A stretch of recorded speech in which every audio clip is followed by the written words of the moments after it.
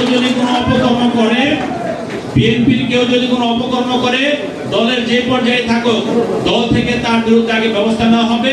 তারপরে আপনারা সমাজের কেউ যদি তার বিরুদ্ধে কোনো মামলা করতে না চান, আইনি সহযোগিতা না চান, আমি নিজে বাদী হয়ে তার বিরুদ্ধে মামলা করবো। এটা পার্টির নির্দেশনা, এটা পার্টির নির্দেশনা। বিএনপি গণমানুষের দল, কাজেই মানুষের পরামর্শ নিয়ে আমরা বিএনপি পরিচালনা করব, মানুষের পরামর্শ নিয়ে আমরা পথ চলবো। এই যে দীর্ঘদিন সমাজে যে অব্যবস্থাপনা ছিল, দীর্ঘদিন যে সমাজে সন্ত্রাস ছিল, দখলবাজি ছিল, চাঁদাবাজি ছিল, মানুষকে মানুষ সম্মান করতো না, একটা বিভক্তিতে সমাজটাকে বিভিন্ন রঙে বিভক্ত করেছে, সমাজে চাঁদাবাজি ছিল, মাদকাসক্তি ছিল, এগুলো থেকে আমরা কিভাবে পরিত্রাণ পেতে পারি, আপনাদের সহযোগিতা নিয়ে আমরা সকলে মিলে ঐক্যবদ্ধভাবে সমাজ থেকে এগুলো কিভাবে বিতাড়িত করতে পারি, সেই জন্য কিন্তু আমরা আজকে মত বিনিময় সভা করছি। আমি হয়তো আমাদের নেতাগুলির কাছে বিভিন্নভাবে শুনি, আপনারা হয়তো বিভিন্নভাবে বলেন। আজকে যদি আপনারা মতামত দেন সেগুলোর ব্যাপারে, সমাজকে ভালো রাখার জন্য, সমাজকে সুস্থ রাখার জন্য সেই কাজগুলো আমরা করতে পারবো। কাজেই দয়া করে আপনারা মুরব্বী, আপনারা সমাজের মাথা, আপনাদের পরামর্শ নিয়ে আমরা সমস্ত কার্যক্রম করবো। আমি শুধু বলতে চাই, বাংলাদেশ জাতীয় দল বিএনপির ভারপ্রাপ্ত চেয়ারম্যান জনাব তারেক রহমান একটি মানবিক রাষ্ট্র গঠন করতে চায়। সেই মানবিক রাষ্ট্র গঠন করার জন্য তিনি যে বিভিন্ন কর্মসূচি দিচ্ছেন, সেই কর্মসূচিগুলো আপনাদের সহযোগিতা আমরা পালন করে যাচ্ছি।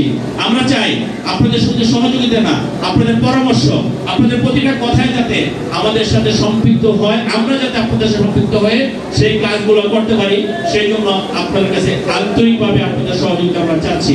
আপনারা দেশনেত্রী বেগম খালেদা জিয়ার জন্য দোয়া করবেন।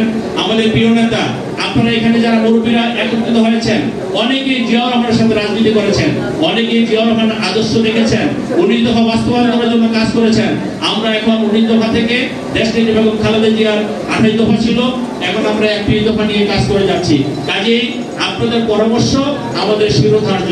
আপনারা যদি আমাদের পাশে থাকেন, সমাজে এমন কোনো শক্তি নাই যেখানে আপনাদের কোনো অপকর্ম করতে পারবে, সমাজকে বিভক্ত করতে পারবে, সমাজে অন্যায় করতে পারবে, সমাজে সন্ত্রাস করতে পারবে, কিশোর গ্যাং বলেন, মাদকাসক্তি বলেন। আপনাদের সহযোগিতা আমরা প্রত্যেকটা ঘটনাকে আমরা প্রতিহত করতে পারবো ইনশাআল্লাহ। জনগণের এই সকল ক্ষমতার উৎস জিয়াউর রহমান বলেছিলেন, আমরা বলতেছি যে আল্লাহ রাব্বুল আলামিনের পরে জনগণ যাদেরকে নির্বাচিত করবে তারাই দেশ পরিচালনা করবে। এই যে বিগত দিনে আমাদের নেতা কর্মীরা হত্যা হয়েছে, গুম হয়েছে, খুনের শিকার হয়েছে, আপনারা এখানে যারা আছেন, স্টেজে যারা আছে, অনেকে মামলার শিকার হয়েছে, অনেকেই সাজা হয়েছে, তারপরে কিন্তু কেউ বিএনপি ছেড়ে যান নাই। আপনারা কিন্তু সবাই বিএনপির জন্য কাজ করে যাচ্ছেন। আমরা সকলে মিলে যদি এইভাবে একসঙ্গে কাজ করে যাই, সমাজ থেকে সমস্ত অন্যায়, অত্যাচার, অবিচার এবং ফেসিবাদের যে রেখে যাওয়া যে দোষরা আছে, আমরা সমস্ত কিছুকে প্রতিহত করতে পারবো। আপনারা তো চান ইনশাআল্লাহ আমরা সকলে ঐক্যবদ্ধভাবে সমাজ থেকে ভালো করে, আমরা সমাজ থেকে সবাই ভালো করি, এটা তো সবাই চান। ইনশাআল্লাহ আপনারা বিএনপির পাশে থাকবেন, বিএনপির পাশে থাকেন, তাহলে ইনশাআল্লাহ সমাজটা ভালো হয়ে যাবে। কোনো খারাপ মানুষের অবস্থান বিএনপিতে হবে না।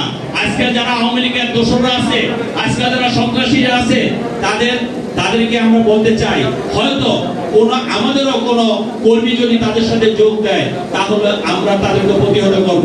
আমাদের পার্টি থেকে একটা সিদ্ধান্ত হয়েছে, বিএনপির কেউ যদি কোনো অপকর্ম করে, দলের যে পর্যায়ে থাকুক, দল থেকে তার বিরুদ্ধে আগে ব্যবস্থা নেওয়া হবে। তারপরে আপনারা সমাজের কেউ যদি তার বিরুদ্ধে কোনো মামলা করতে না চান, আইনি সহযোগিতা না চান, আমি নিজে বাদী হয়ে তার বিরুদ্ধে মামলা করবো। এটা পার্টির নির্দেশনা, এটা পার্টির নির্দেশনা। কাজেই আপনারা বেগম খালেদা জিয়ার সাথে থাকবেন, তারেক রহমানের সাথে থাকবেন। আপনার হাত তুলে দেখেন, বেগম খালেদা জিয়ার সাথে আছেন, তারেক রহমানের সাথে আছেন। ইনশাআল্লাহ আপনারা যদি থাকেন, তাহলে এমন কোন শক্তি নেই বিএনপিকে পরাজিত করে ইনশাআল্লাহ। আমরা দেখেছি অতীতে যতবার নির্বাচন হয়েছে, সুষ্ঠু নির্বাচন হয়েছে, আপনারা সবসময় বিএনপির পক্ষে ছিলেন। কারণ বিএনপি গণমানুষের দল, বিএনপি দলের জন্য করে, বিএনপি মানুষের জন্য করে, বিএনপি দেশের জন্য করে। স্বাধীনতা যুদ্ধে জিয়াউর রহমানের সর্বোচ্চ ভূমিকা ছিল না ভাই? পরবর্তীতে দেশটি বেগম খালেদা জিয়া স্বৈরাচারের পরে যে আন্দোলন করে, স্বৈরাচারের পরে যে দেশের প্রধানমন্ত্রী হয়েছে, এই দেশের উন্নয়ন করেনি?